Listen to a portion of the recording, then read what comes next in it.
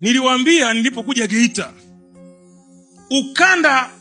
kanda ya ziwa, ukizaliwa kanda ya ziwa, ukifa masikini utaulizwa na Mungu, kwa nini ulikufa masikini?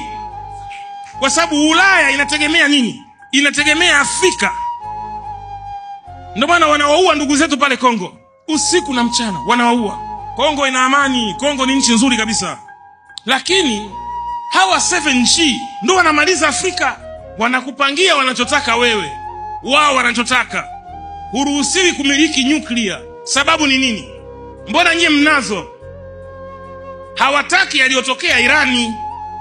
Utajihami ili wakuchukulie. Huwezi kumchukulia mtu mali kabla ya kumdhibiti. Kwa tunakudhibiti kwanza, kwamba tuwe na uwezo wa kufanya chochote, ndio tutakuibia.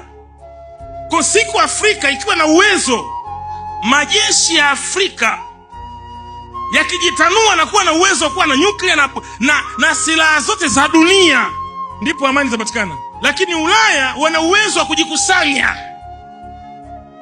Tuile Afrika kwa pamoja.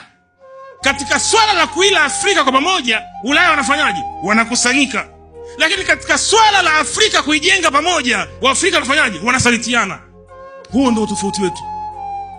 Ndio maana ni ngumu sana mchungaji mmoja kusaidia watu 100, lakini ni rahisi sana mchungaji mmoja kulishwa na waumini 1000.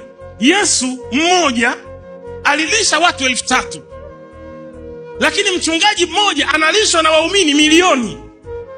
Yaani waumini milioni wanamlisha mtu mmoja ambaye ana upako, anasema, ambaye anasema ana miujiza, ambaye anasema ametumwa na Mungu.